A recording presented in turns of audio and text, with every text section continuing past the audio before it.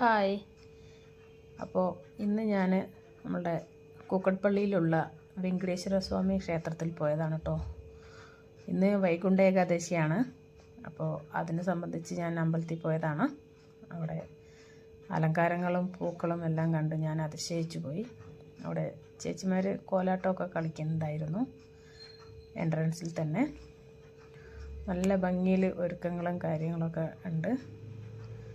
ആ അന്തരീക്ഷം പറഞ്ഞറിയിക്കാൻ പറ്റാത്തൊരു സിറ്റുവേഷനായിരുന്നു. കാരണം മൊത്തം പൂക്കൾ കൊണ്ട് അലങ്കരിച്ച ഒരു അമ്പലം എന്ന് പറയാം. അപ്പോൾ ഒരു പൂന്തോട്ടത്തിൽ ചെന്ന പോലെ, പൂന്തോട്ടം എന്ന് പറയാൻ പറ്റില്ല, അതിൽ കൂടുതൽ പൂക്കൾ അവിടെ ഉണ്ടായിരുന്നു. നല്ല മണമായിരുന്നു. നല്ല ലില്ലി പൂവിൻ്റെയും ജമന്തി പൂക്കളുടെയും റോസിൻ്റെയുമായ നല്ല മണം. എന്ത് ഭംഗിയാണ് അറിയോ കാണാനായിട്ട്. ഞാൻ ഇത്രയും അലങ്കാരത്തിലൊരു ടെമ്പിൾ ആദ്യമായിട്ട് കാണാം കേട്ടോ. ഇവിടെ നമ്മളുടെ ഹൈദരാബാദിലാണിത്. നല്ല ഭംഗിയായിട്ടുണ്ട്. എന്തൊക്കെ തരത്തിലുള്ള ജമന്തി പൂക്കളാണ് അറിയോ. കുറേ പൂക്കളുടെ പേര് പോലും എനിക്കറിയുന്നില്ല. അത്രയും പൂക്കൾ കൊണ്ട് അലങ്കരിച്ച് അവിടെ അതിനകത്ത് കയറിയപ്പോൾ നമുക്ക് പുറത്ത് ഇറങ്ങാൻ തോന്നുന്നില്ല. അത്രയും ഭംഗി. ആ ഒരു പൂക്കളുടെ മണവും കുറേ എന്താ പറയുക, ഫ്രൂട്ട്സ് കൊണ്ടും ഒക്കെ അവിടെ അലങ്കരിച്ചിട്ടുണ്ട്. എത്ര പൂക്കളാണറിയോ, എന്ത് ഭംഗിയാണറിയോ അതിനകത്ത് കാണാനായിട്ട്. നമ്മൾ അതിനകത്ത് ഇതെല്ലാം പൂക്കളും ഇതെല്ലാം കണ്ടു കഴിഞ്ഞപ്പോൾ ദൈവത്തിനെ കാണാൻ മറന്നുപോയി പറഞ്ഞ പോലെയാണ്. ഡ്രാഗൺ ഫ്രൂട്ട്, ആപ്പിള്, പിന്നെ നമ്മളുടെ ഓറഞ്ച്, അങ്ങനെ എല്ലാ തരം ഫ്രൂട്ട്സുകൾ കൊണ്ടും അലങ്കാരം ഉണ്ടായിരുന്നു അവിടെ. പൈനാപ്പിൾ, എന്ത് ഭംഗിയാണെന്നറിയോ. അവിടെ വെങ്കടേശ്വര സ്വാമിയാണ്. അതിന് ആദ്യം ലക്ഷ്മി ദേവിയുണ്ട്, പിന്നെ വെങ്കടേശ്വര സ്വാമി, പിന്നെ ഗോദാവരി അമ്മ. അങ്ങനെയാണ് ഇവിടെ പ്രതിഷ്ഠ 3 എണ്ണമാണ്. അതിൻ്റെ ഇപ്പുറത്ത് ഹനുമാനുണ്ട്.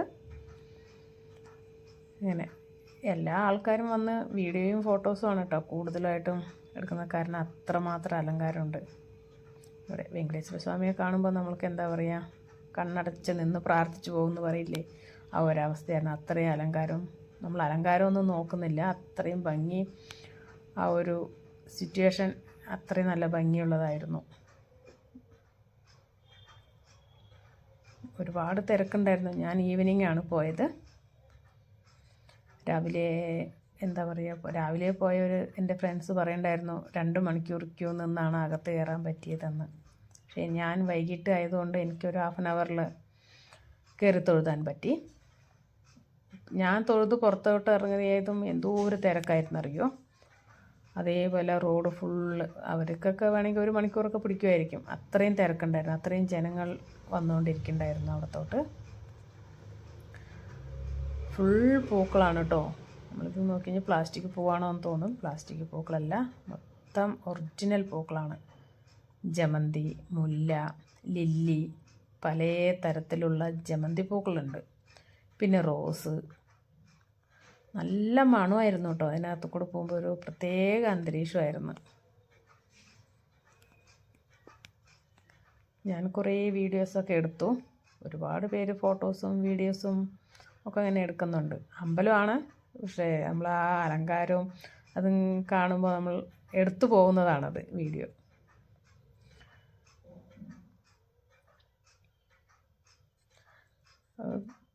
വൈകുണ്ഠ ഏകാദശിക്ക് നമ്മൾ എപ്പോഴും കിഴക്കേ ഗേറ്റിലൂടെ കടന്ന് വടക്കേ ഗേറ്റിലൂടെ പുറത്തോട്ട് വരണം എന്നാണ് അത്ര ഐതിഹ്യം. അതായത് സ്വർഗ്ഗവാതിൽ ഏകാദശിയല്ലേ, അപ്പോൾ സ്വർഗ്ഗവാതിൽ തുറക്കും എന്നാണ് അന്നത്തെ ഒരു ഐതിഹ്യം എന്നാണ് ഞാൻ കേട്ടിരിക്കുന്നത്. അങ്ങനെ തന്നെയാണ് ഇവിടെ ഉണ്ടായത്.